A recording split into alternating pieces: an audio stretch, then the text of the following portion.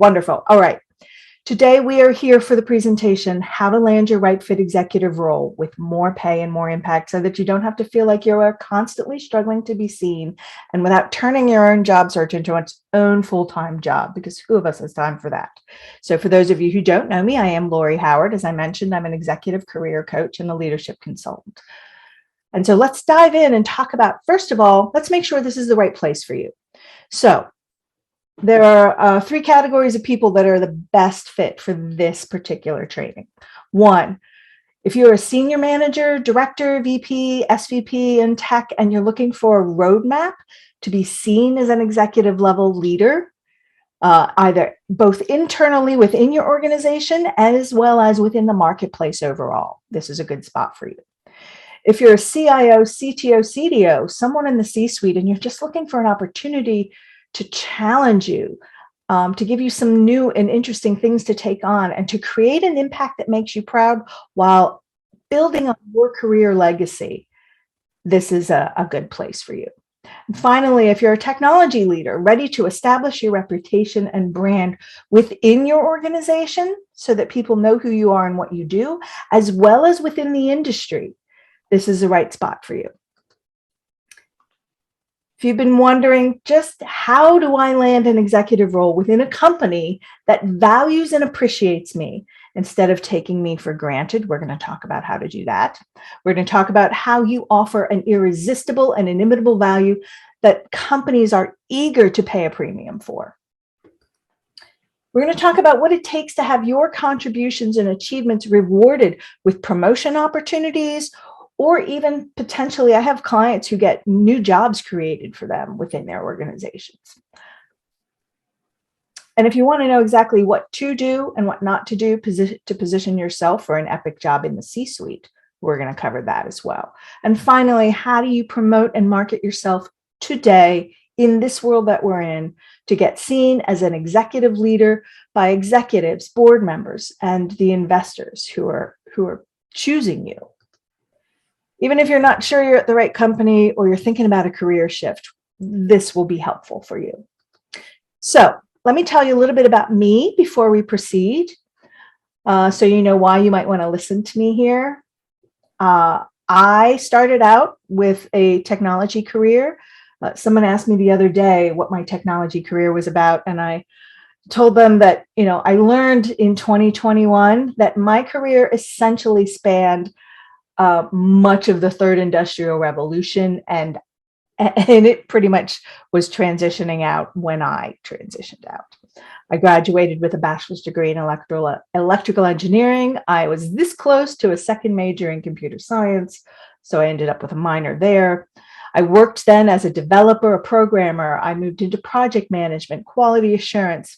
I was a PMO leader, and ultimately I worked my way up to a vice president position, reporting directly to the CIO, CTO. And then I left. And throughout my technology career, I had coworkers, friends, and staff from across organizations I worked for seeking me out to help them with their careers and job challenges, and I helped them get results. Then in 2006, I left the company that I was working for, and then I left my corporate role in tech. I signed my first client, and in 2007, I launched my business full-time. And based on my own experience in gaining visibility, getting promoted, learning what to do, along with the successes of the people I had been helping, I developed and tested a strategy and a methodology to help executives in tech identify and land their perfect fit next job. And for over 15 years, and clearly if you're doing any math in your head, you know that I stopped counting at 15, I have been successfully helping many hundreds and hundreds of clients, leaders and executives in tech roles and industries to find their epic next job. So let's talk about what we're going to cover today. The first thing we're going to cover are the exact 3 steps that you need to take to help you find and land your perfect executive role. We're going to talk about 3 of the most deadly job search mistakes I see executives make, and the type of search that is guaranteed to succeed. And then we're going to talk about what you need to know about how do you effectively market yourself and your experience to attract right fit opportunities. I'm going to share with you the biggest interviewing mistake I see executives make and the one thing you need to do to turn your interviews into offers. And finally, we're going to talk about what the next steps could look like for your career. Now, I will be making an offer at the end of this presentation for those of you who haven't worked with me before. And just so you know, that will be coming, and it will address some of the concerns that you may develop throughout this event. But everything else up to the point of the offer is all education and information for you. And I hope that that's okay with you, that I offer that at the end. So let's dive in here and get into the content, shall we? And just so you know, I'd love for you to go ahead and take notes as you're going along, that you make notes of questions you have. I will have time for questions at the end. I do typically like to save questions for the end. You can always toss them in the chat, and I'll read them at the end of the event so that we can make sure we answer any questions you have. So first, let's dive in. What's the biggest mistake that I see most people make? The biggest mistake most people make is that they think about their job search only when it's time to change jobs or companies. This approach is costly. Some of you may have experienced this. I have clients and individuals and executives I talk to every day who have waited until the last minute to begin thinking about the search, and it presents some challenges. You may find yourself at an executive level without an executive level network. I talk with clients about this every day.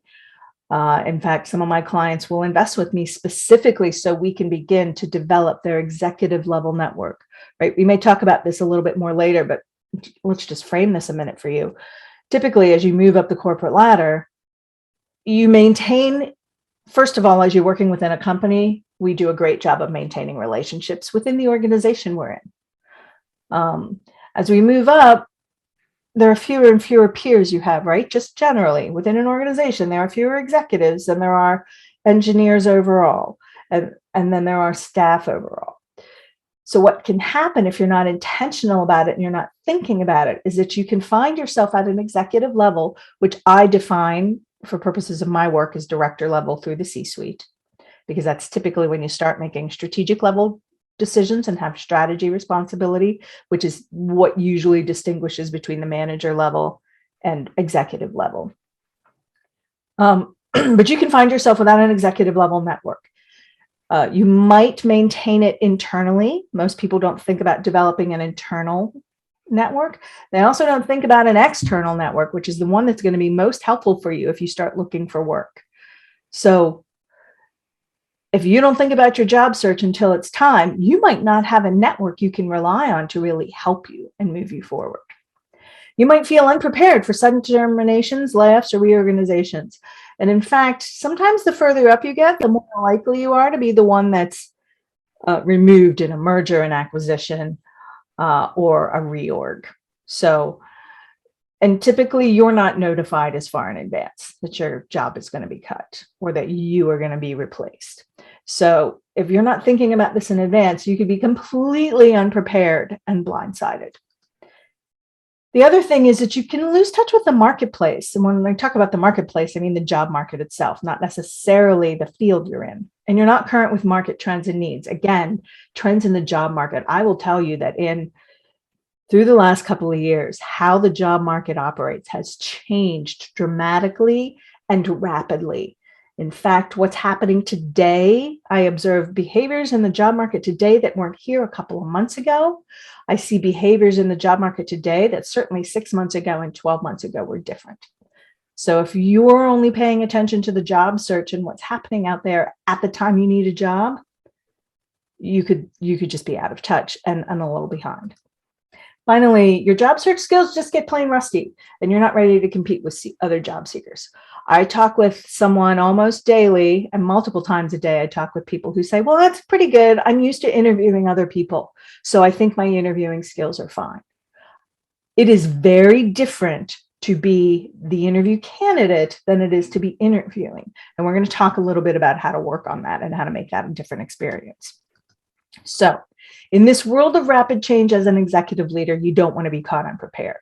odds are high that in your job, you already know that and you apply those skills to everything you do, making sure you stay current and you're looking ahead.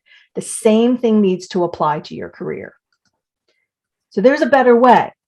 And what you need is the same thing you need in your career overall, in your work. You need a career strategy and a plan so that you always have a network of leaders ready to support you. You're always ready for your next opportunity. You have a reputation in the industry, in the job market overall, as a leader in demand. And so that all future searches in the perfect fit next role will be short, fast, and easy. Because once you have the right skills for mastering a job search, even though some tactics will change, the overall approach and your ability to master these skills in the job search and networking and interviewing, you will always have those skills confidently at hand to help you land your right fit role when you want it. So now that we've talked about that, you're probably thinking, okay, Lori, great, I'm on board. What are the exact steps to land your right fit executive role? So let's dive in. You need 3 things. That's it, just 3 things. Number 1, you need clarity on your right fit roles. You need your own UVP, which is a unique value proposition. That's a clarity on what differentiates you from others in the marketplace. And you need to have an optimized executive job search strategy. So why do you need these things? Well, without clarity, what happens? So I'm going to give you 2 quotes that just pop into mind every time I think about not having clarity on what you want and where you want to go. If you don't know where you're going, you'll end up someplace else. And that's a quote by Yogi Berra. Some of you may know who that is, an American baseball catcher, manager, and coach who's famous for his quotes. The point is, you don't know where you're going to end up if you don't know where you want to go. And if you're trying to stay open to possibilities without being specific about what you really do want, you could end up in all kinds of wrong places. Another quote by Lewis Carroll: if you don't know where you're going, any road will take you there. So it doesn't really matter. If you don't know what you want, there's no point to putting together any kind of plan because you'll get somewhere, maybe. So again, the point of all that is that you need clarity so that you can end up a place that you want to be. Now, without your own unique value proposition, you'll be indistinguishable from your competition. You'll blend into the background of applicants, and most important, you will just end up with fewer opportunities. So, I want to share another little, clearly I was in a Lewis Carroll mood when I was putting together this deck. So without an optimized strategy, what happens? Well, we have Alice. So this is the snippet from Alice in Wonderland with Alice and the Cheshire Cat. Would you please tell me which way I ought to go from here? Cat responds, that depends a good deal on where you want to go. Well, I don't much care where. And then the cat says, then it doesn't matter which way you go. Alice, so long as I get somewhere. Oh, well, you're sure to do that, said the cat, if only you walk long enough. So what's the point? The point is that without an optimized strategy, it will take you more time and more effort to achieve your real career goals and job goals because you don't really know where you want to go or how you're going to get there. So, and that's the point of why we create an optimized strategy. So let's talk about what the steps are you need to take. You know what you need now. So let's talk about how we accomplish that. So there are 3 steps to guarantee your right fit executive role and get more pay and more impact. 1, to address the problem of needing clarity, you need to identify what is your perfect fit target job, where you excel, where you make an impact, and where you receive high value compensation. And we'll talk about how to do that. For your UVP, you want to dominate the job market through clear brand differentiation for yourself. We're used to talking about brand in the context of companies and products. Well, this is your brand we want to make sure we're clear about. And finally, to address the optimized job search, you want to be mastering strategies and executing strategies to network effectively, to interview effectively, and negotiate for the best offers. Pretty straightforward, right? Okay, so what do?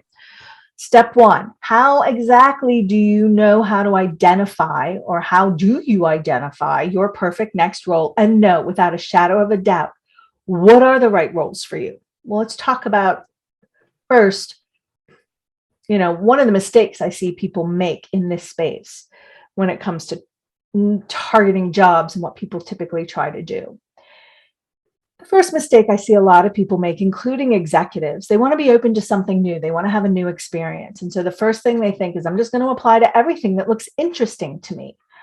The intention is to be open to possibilities and new things. And unfortunately, what really happens is your job search becomes unclear.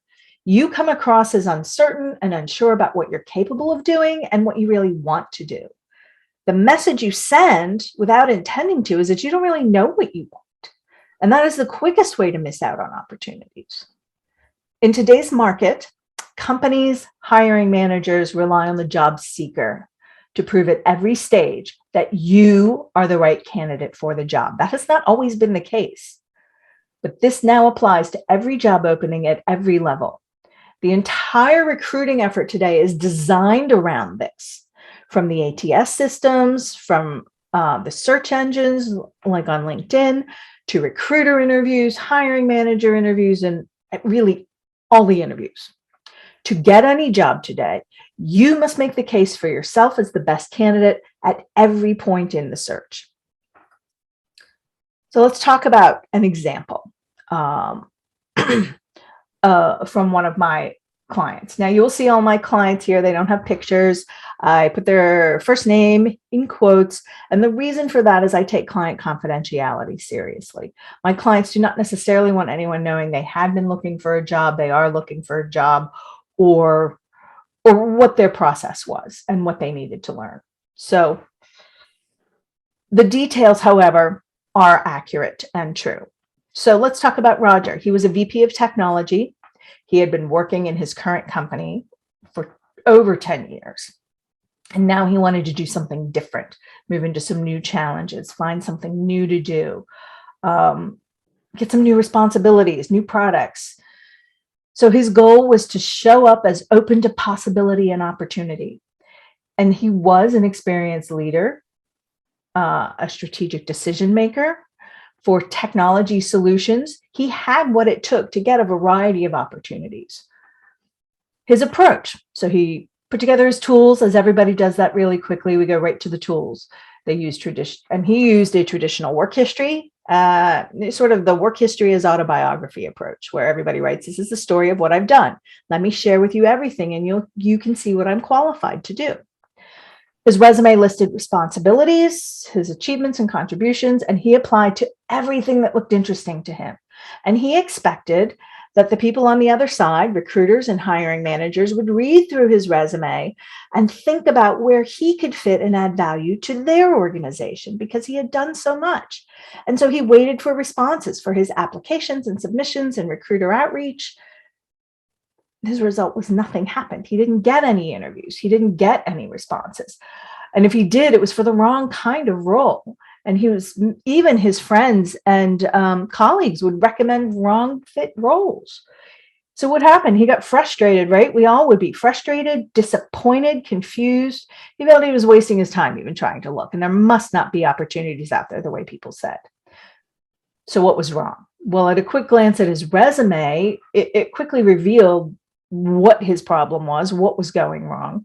The resume and LinkedIn profile often reveal what actually needs to be done. They're kind of a great measure or metric or resource to showcase what's actually happening here. In today's active job market, your resume and LinkedIn profile have about 7 to 10 seconds to convey what you offer, where you thrive, and what you're suited for. If that information can't be found in a quick scan, and that's for humans, right? We all know that this is for the human review. The same thing is true, though, in terms of the ATS systems. They're quickly scanning in a different way. But if this information isn't found in a scan, most hiring managers aren't going to see it. Recruiters will toss you aside. You'll be passed over before you're even considered. And that's what was happening to Roger. He wanted options. He wanted choices. And instead of showing up as open to new things, he showed up as ambiguous and unclear. And so he got stuck. So what's the solution for Roger? And for you, if you feel like this might resonate a little bit, you need to execute a targeted job search based on what aligns with your career goals. So if you do this, You will further your career with every step because you strategically planned for your next job instead of going into your job search blind. And that's true for promotions as well. This isn't just for new opportunities outside your organization. By being intentional with your search, with your career, you dramatically increase your odds of landing a role that you enjoy, where you find more satisfaction, bigger impact, better financial rewards. And by not applying to every job available, you don't waste your time, your efforts are focused, and your chances of success are substantially higher. So what does it mean to get clarity? Well, you want to start by identifying your perfect fit next role so you know what the right roles are for you. So what does that include? That means you have to be clear about your key strengths and superpowers, along with what's most important to you in your work. Without knowing these things, it is easy to land in the wrong fit role or the wrong company. Then you want to get clear about your pragmatic priorities. It's crucial to identify all your priorities and how they rank so that you know what to demand and what to negotiate. That can include things like benefits, time off. It can include cultural elements within the organization. It can include opportunities for promotion. You just want to capture what you know to be true. And finally, you want to get clear on what your target company profile is. Who are they, possibly by name? Also, what do they do? How do they do it? How big are they? What are their attributes or qualities or characteristics that make them unique? You want to know what all of those things are. After you have that sense, I'm going to share with you right here. These are the 5 questions to clarity that I ask most of my clients, and we work through these as we work together. So the first thing we want to talk about is, what activities do you want to spend your time on? Daily, weekly, monthly. Instead of going right to what's the title you want, I often start here with clients because this is the important piece. What is it you want to do at work? Who do you want to spend your time with? The C-suite, board of directors, engineers, who is clients, customers? Who is it that you want to be engaging with regularly? What decisions do you want to be making? What is your decision-making authority?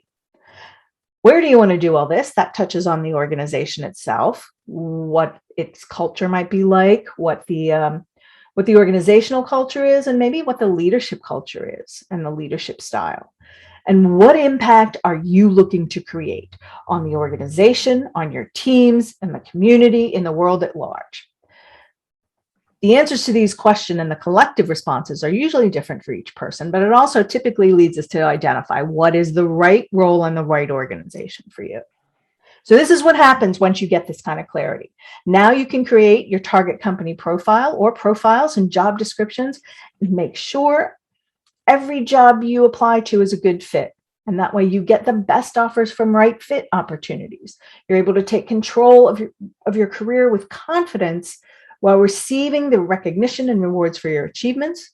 You're able to land a job you enjoy and create the impact that makes you proud and build your career legacy. And you're able to earn the income that you deserve with the daily satisfaction that you're after. So here are a couple of clients. Again, Pat on the left is currently a distinguished engineer, I believe. He ultimately has moved in and out of direct management roles, but has moved his way up. When he first came to me, he was just really frustrated and unhappy with his career overall, couldn't figure out why the thing he most loved, which is tech and engineering, turned out to be so disappointing at work. And as you can see, he talks about the 2 things we focused on. We're getting clear and then making sure he didn't sell himself short, which is really touches on to the UVP that we're about to talk about. Robert on the right came to me. All he knew is he didn't want to do what he'd been doing anymore. He wanted to work for someone else, and he wanted to work in a different space. And he was very open to figuring out what that was. He also knew that going out and just applying to everything wasn't really working for him. And so we got a clear picture of who he was, his strengths, his UVP. And then we translated that into everything he did in his job search. And he has since had a wildly successful and satisfying career. So let's move on to the second goal. What's the next step? Dominate the job market through clear brand differentiation. Okay, so one of the biggest mistakes I see people at an executive level make is that they don't have a clearly articulated UVP or a unique value proposition as an executive. They know what they were doing when they were an engineer, less so as they've moved up.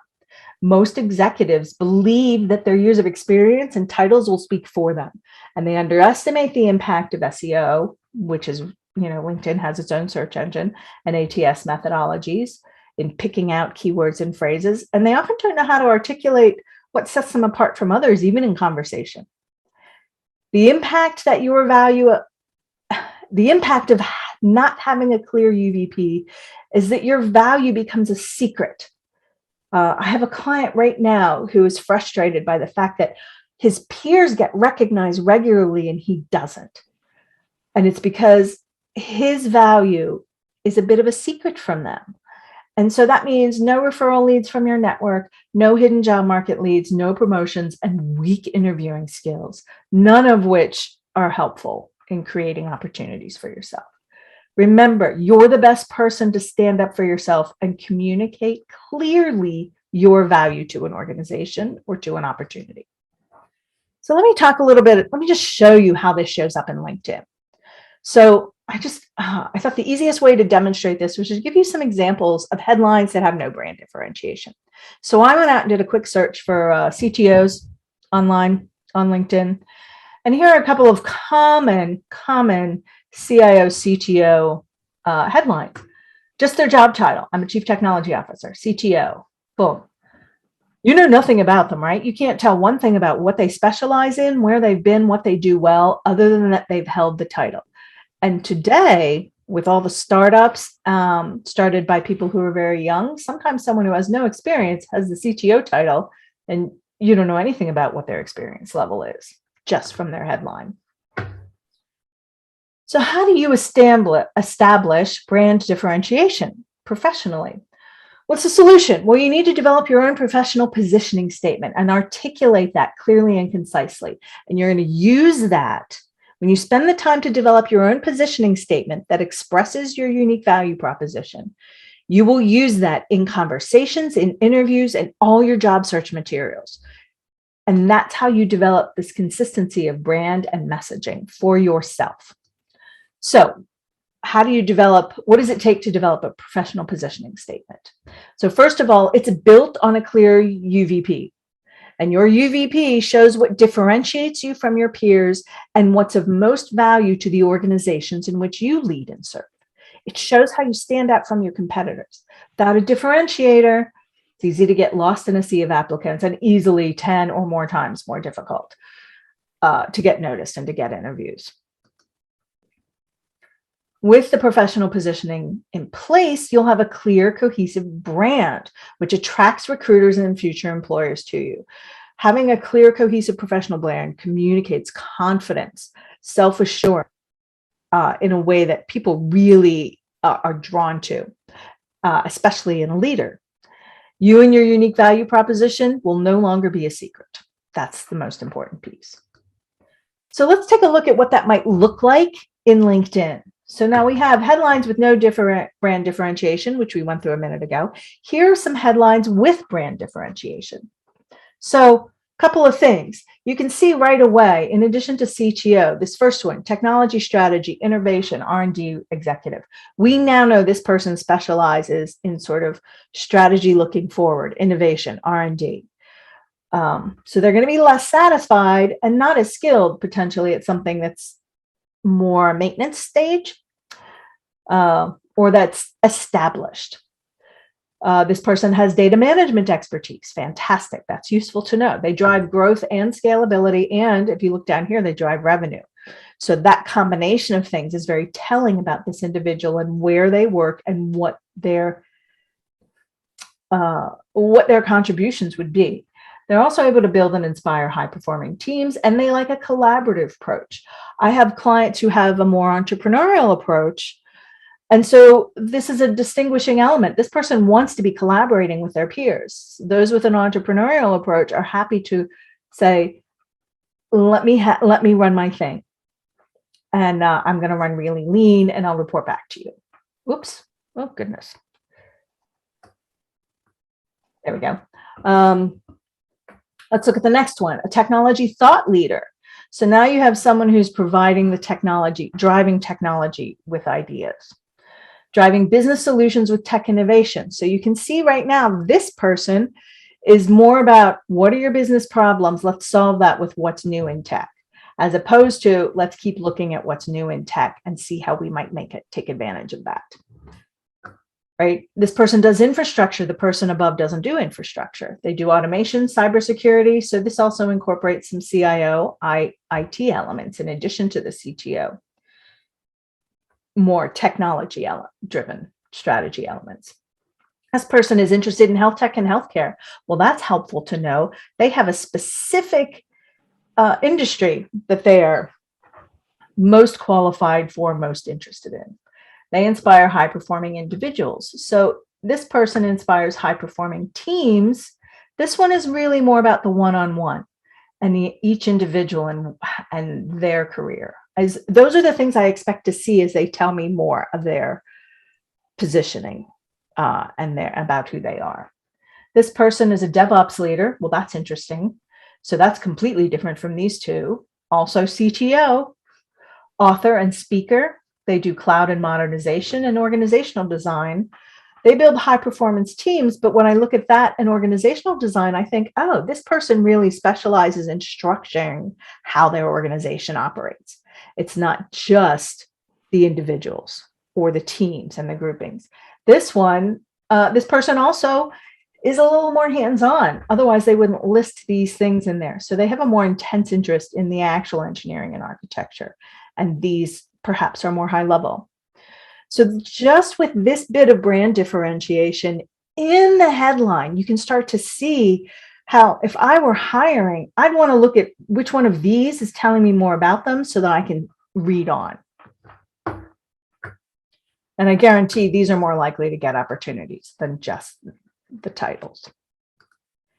Okay, so let's talk a minute about Beth. I'm going to run through this story really quickly because we've talked a lot about how things work here. So she was a senior VP of ITIS. She wanted to move into a CIO, CTO role. She was an experienced technology strategy leader. She was already doing the job of CIO. She just didn't have the title. So she hired a resume writer and she listed her achievements and contributions, thinking it would be obvious to anyone who read her resume that she had what it took. She was getting no interviews. She came to me. She was frustrated. She got no outreach. The roles getting recommended to her were too junior. She did not understand. She was frustrated and confused. So here's what we did. First, we realized she didn't have any kind of UVP or professional positioning, and there was no way, she did not have a way to communicate in 7 to 10 seconds what sets her apart. And by the way, the 7 to 10 seconds kind of replaces the elevator speech. You really don't have a lot of time to get someone's attention today, or to capture them and keep it.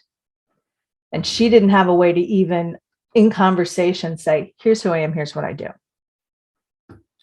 So we put her UVP elements together. We developed a clear and concise positioning statement, declaring and asserting, here's what I offer, here's who I help, here's what I'm great at, here's the value I bring, and here's the environment in which I thrive.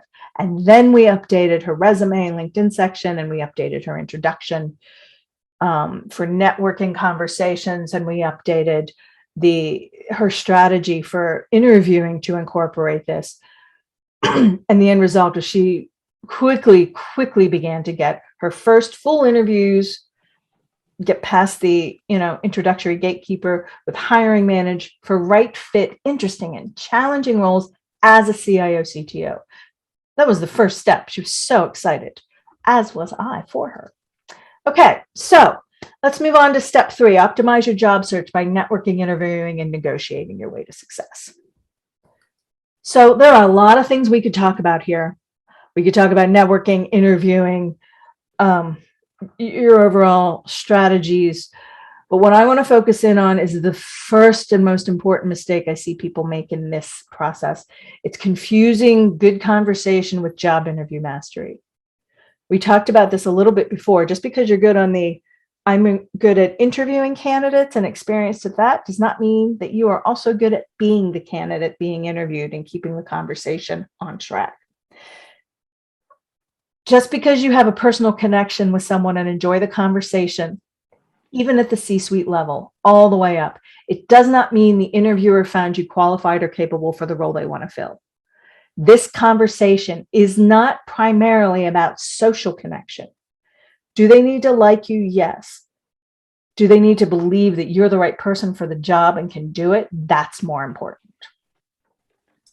There's only one objective for you of the interview process, and that's to get an offer.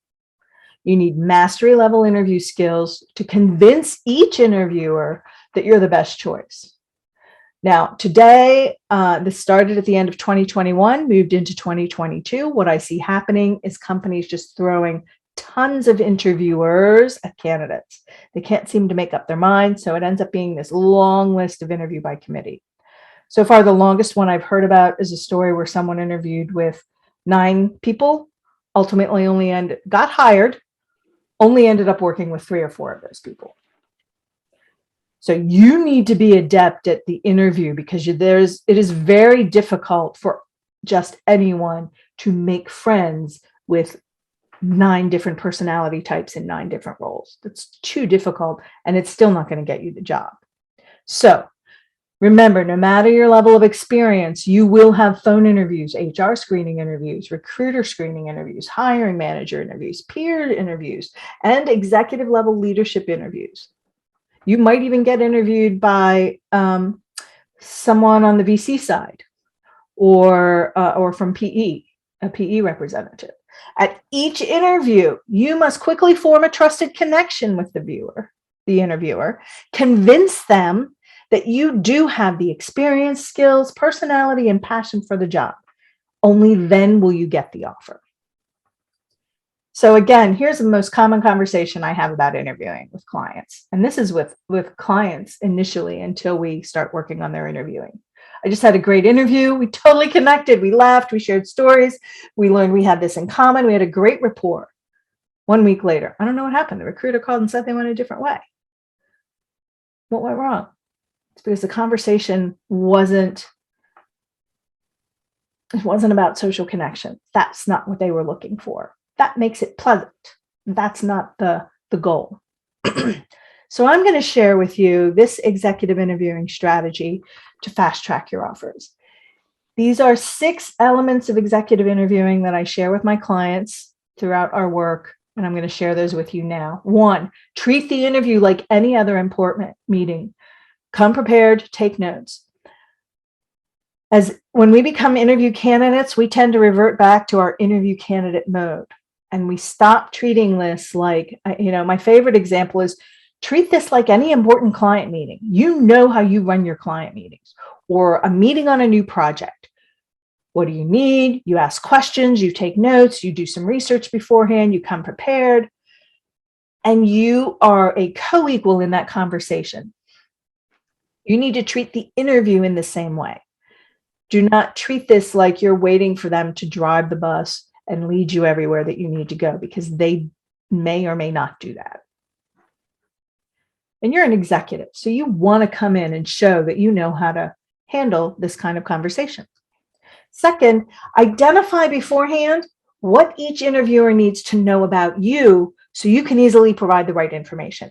Get a sense for what stories they need to hear, what experience you have that they need to know about, so you can come ready to give them that information. Prepare and practice telling your compelling stories for every question you're asked, every question you can think of. There's lots of lists out there. I have a list that I share with clients that are of the difficult questions. But you want to be ready with your stories. You want to have an annotated version of your resume right there in front of you so you can quickly pick those up. This is whether you're online or in person. And just be ready to respond and ready to tell your stories. Establish trust and credibility in your first moment. So if you have your professional positioning statement, I often turn that into an introduction, as we talked about a few minutes ago for my clients. I had a client recently, we worked on his, he practiced so he became comfortable speaking that. He went into an interview recently and just at the introduction point, introduced himself in a whole new way, introduced himself with a clear assertion of what he does, who he helps, who he is, what he's about in those first, 10 to 15 seconds. And he said it transformed the tone of the interview. The conversation immediately up-leveled. They had a great conversation about the opportunity. And it was a completely different experience than any interview he'd had before. That's how you establish trust and credibility. Trust and credibility for you as a professional, not just as a likable person. 5, ask great questions to show you care about the job and the company. I had a client recently get an interview. The recruiter coordinated everything, and she sent some notes beforehand saying, oh, by the way, please remember to ask questions. Not every candidate is asking questions. This was a vice president level position. In my view of the world, what are you doing applying for a vice president level position without coming in with some questions? You should have questions to show you care about this job and the company. Just like you would ask if you started on day one, you can ask some of those questions in the interview about the work, about the company, about where the company's going, about how the company is making its numbers. All of those questions are fair game. And make sure you express interest specifically and explicitly. Ask about next steps. Send thank you notes to everybody you have a conversation with.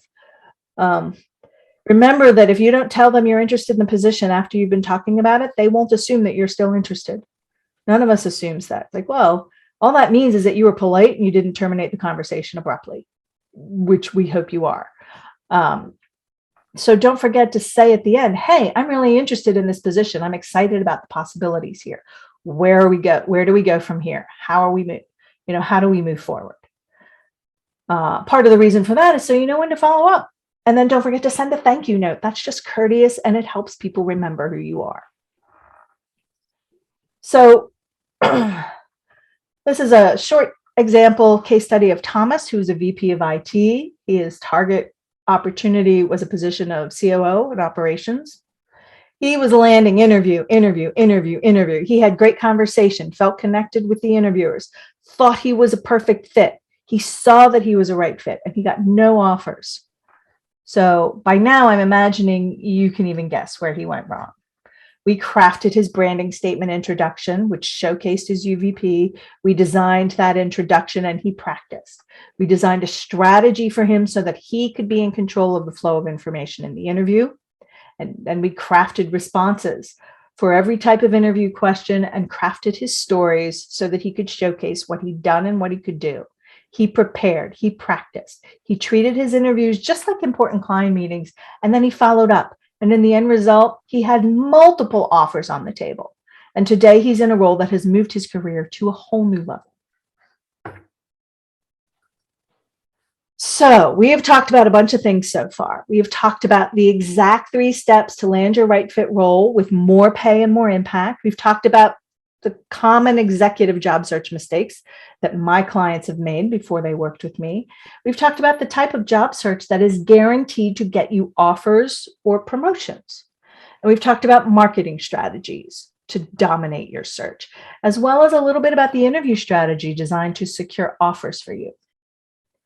So at this point, and I have a couple of other client stories here that you can scan through. With Caitlin, we helped redefine how she told her career story in interviews, how she told her career story in her resume then, and it would be LinkedIn today. And she got promoted to vice president. Diana basically had to, when she talks about finding her voice as a job seeker, she's referring specifically to identifying how to articulate her brand and her UVP and make sure that's a clear element throughout all of her job search. She ultimately ended up in a COO position, and she loved her role. Amy is a CEO and co-founder of a small business, and she and I have worked on, this was less about her getting hired and more about her positioning herself and her brand and making sure that the things in her company, that her role as leader of an organization, she is able to consistently express and showcase her brand, her values, her positioning, and that is all in alignment with who she truly is. So I mentioned before that I was going to give you some information about a program that I was going to invite you to join for those of you who've not worked with me before. So I'm going to give you a quick rundown of that now. If you have some questions, at this point, sometimes all of this stuff can be overwhelming. And this process can be a little daunting, and it can be a little tricky to figure out how to navigate it. So I want to share with you what I am offering. It's a coaching program. There's a 12-week coaching program, and I'm going to give you the complete breakdown here of what's inside. In phase 1, we're going to identify your perfect fit next role. That's by role. And as we've talked about, that means it includes identifying your strengths, your superpowers, your passions, your values, and how those all inform what is your right fit role. And then we're going to identify your perfect company profile. So we're going to envision the environment where you'll thrive so that you can maximize your impact. We're going to add in your list of practical priorities for your job, and then clarify and identify the target company profile so that you will know when you've identified the right fit company for you, and you will know it is the right spot for you. We're also going to include in that one of the things I include today specifically is what is the leadership culture you want to be part of? If you're reporting to a board, if you're reporting to a leadership team, what is their approach to leadership? What are their kind of leadership values? You want to make sure you're in alignment with that, and so that the people who are above you essentially align with your approach and philosophy of leadership. And finally, ultimately, we're going to identify your perfect fit next role. So we're going to build a list of potential target companies as well as the target company, a little bit more details on the targeted company profile. And then we're going to create a targeted job search strategy so you can find those organizations and the roles you want there, so that you can ensure that every job you apply for is the right fit. In phase 2, we're going to develop your unique value proposition. So now we're going to get clear on not just who you are and what you do, but it's going to be what sets you apart from others you're competing with. What's of greatest value to the industry and to the organizations in which you lead and serve? And how do we leverage that to command the attention of key decision makers during conversations with your network contacts and recruiters? Then we're going to design your expert positioning strategy so that recruiters, potential collaborators, and future employers are drawn to you and can see that you're a fit. We also want to establish you, or begin to establish you, depending where you're at in your career, as an authority in your domain, so that recruiters will begin to fight for you. And we want to develop a growing network of advocates for you and your right fit roles. And finally, we're going to craft your resume and LinkedIn profile in this phase. And we're going to highlight your UVP so that you can differentiate yourself by telling your story in your voice through the executive lens, weaving in keywords for your target role and target type of opportunity so you get noticed and selected faster. And then we're going to move into phase 3, where we are going to generate referrals and interviews from your dream company. So we're going to build out a plan to network and reach decision makers. And then we're going to navigate those conversations. And you're going to learn the land interview job strategy, so you know how to give the interviewer the information they need and to stand out in the process. And so that you know how to get the information you need in terms of company performance, culture, and leadership style. And finally, getting the offer, you want to remember, is not the final step. Getting the offer is when you start to make your final decisions about what the perfect offer is for you. Then you can ask for what you want. That's so that you walk away with a competitive compensation plan, which includes salary and a bunch of other things that are important to you. And ultimately, so you're able to land the role that you want. Now, you also get some bonuses with this program. So if you sign up specifically because of this event, you will get a strategy on how to build your network as you walk out the door. So if you're still working at a company and plan on getting a job at a new company, we're going to talk about how you turn that into a network building opportunity, and don't burn any bridges. Then you're going to get a plan for your first 30 days. I know there are a lot of books out there on the first 90 days. The reality is we live in a fast-tracked world today. Everybody's trying to speed up. So you need a plan of success for your first 30 days to be successful, and so that you can build a new support system quickly in your new organization. We will do some compensation analysis for your top #1 target job before you negotiate. And I'm also going to get you access to a private executives only networking group for 6 months at no cost to you, so you can build relationships, form connections, and get leadership support. So this is the program. One question that people don't typically think to ask, but I know is important to you, is do you guarantee results? This program, while I've just given you lots of details, is outcome-based. So if you follow the program, interviews and offers for right fit roles are guaranteed.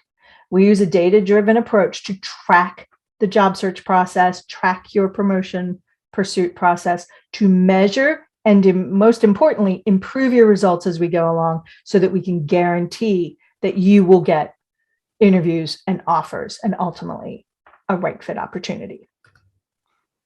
Also guarantee that you're going to work directly with someone who works with experience in tech. And at this time, that person is me. So you're guaranteed to work directly with me. So here's the pricing. So in terms of deliverables, I guess you get the 3-month program. And this is the pricing on the right is what this would typically charge if we were to go a piece at a time, if we were to do these pieces individually. So that's a $4,500 value. Hands-on one-on-one coaching with me. So beyond just a group program, I'm here to support you all the way through until you land a job. That's a $6,000 value.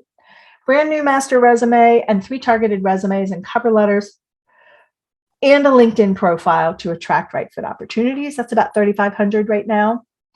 Land the job interview strategy. Typically, if I do that separately, that's $1,500. That's what clients pay. And then the bonuses are about $1,000 in value. And ultimately, you get unlimited support through the entire process, which is estimated at about $750. So if we add all this up, we're looking at a $17,250 value. You are not going to pay that unless you decide to order it in pieces. If you want to invest in this program with lots of one-on-one consulting, support, and coaching, the investment is only $6,000. Now, I have a limit on the number of new clients I can take on in May. So if you are interested in this, the next step is to schedule a conversation with me. So 1, we're going to talk about your job search and your career, develop a strategy for you. We're going to talk about what you need, see if what I offer is a good fit, see if these are things I can help with, see if we are a good fit. I don't work with just anyone. This is a conversation application, if you will. So there is a link. I'm going to drop the link in the chat, and you can, let's see if I could grab the link in the chat. There we go. So the link is in the chat. If you are interested in exploring whether this is a good opportunity for you, whether this program is right for you, feel free to schedule a time with me. I've opened up some extra appointments on Monday if you want to, or as well as today. So that pretty much some things. So feel free to do that. Now, what I want to do is answer any questions you have. I see that there have been some questions dropped into the chat, so I'm going to shift to those. Let's see. I saw some sample interview questions on LinkedIn with advised answers. These were more mid-level questions. Are there other executive level resources that show executive interview question sets? Yeah, I find that I agree that if you do a search for, even if you search for executive level interview questions, you'll get, it's a mix. What I might do a quick, just off the top of my head, I might do a search. Even if you're pretty senior executive, I'd probably search for CEO question sets and take a look at what shows up for those.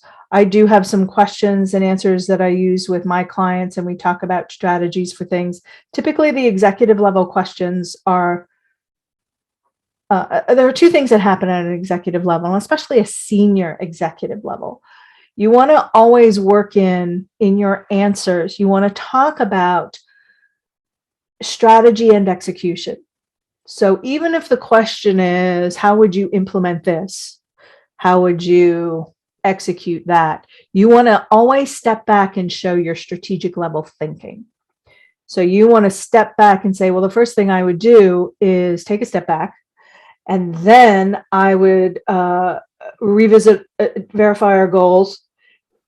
Let's talk about the goals. Let's talk about the vision. Does this align with that?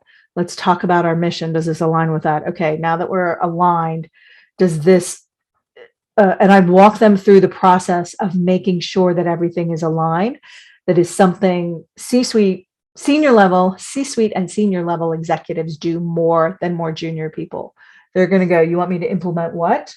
Okay, well, I would talk to the client and see what their technologies are. If it's a more senior level, strategic level executive, they're going to go, okay, wait, before we do that, our vision and mission are this. So does this align with that? And how does this align with that? And is this the best solution? Let's re-verify a couple of things before we jump into execution. And so I think in general, as a strategy, you want to make sure, well, that's a great answer, right? As a strategy, you want to include strategy, kind of alignment, strategy, and execution in your responses, as well as things that are as well as maybe mix in some optimization, because that's what they're looking for from an executive level leader, even if it's not in the question. And if you want to message me, I will take this message, and I can also do some research on some other executive level resources. But right off the top of my head, I would do a search for CEO interview questions, because you're more likely to get higher level questions, a question list from that. If you Google that, then, and I would probably also probably go to Google and look at some executive recruiting sites, as opposed to, I'm realizing now your question referenced looking at LinkedIn. So I probably would move outside of that.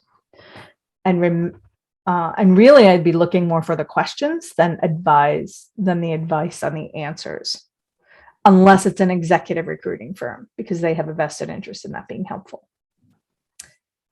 So let's see, when preparing for an interview, to identify beforehand what information to provide, should we ask the recruiter hiring manager to identify all interview panelists in advance of interviews? Well, I would definitely be asking who will be interviewing me, and try to get as complete a list as you can. There are times when they may not do that, but you should always ask. And then if they're not going to do it in advance, at least insist that it happens while you're on the interview. I've been in conversations where the person where there was an expectation that someone would so I have a client who went to do a panel interview, assumed that his contact and his primary connection was going to introduce everyone, and she did not. And he got flustered, and he didn't think to ask. So make sure, so just like you, again, this goes back to just like you would in a client meeting, I'd stop and say, I'm sorry, can you tell me who you are? I'd love to know who each of you is. You know who I am, could you introduce yourselves to me? Because that's if they don't offer it, you should ask. And if you can get it in advance, yes. If you can't, so you should be able to get most of it in advance, is my thought.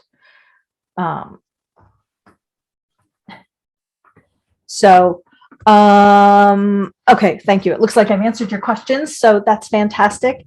I know we've run a little bit long. Thank you so much for coming out with me today, joining me here on this lovely Saturday morning. At least it's Saturday morning still where I am. I guess it's technically just moved to the afternoon. So thank you for this. Have a lovely afternoon. I look forward to hearing from those of you who are interested in pursuing and finding out more whether this program is right for you. So take care. Have a lovely day. Thanks.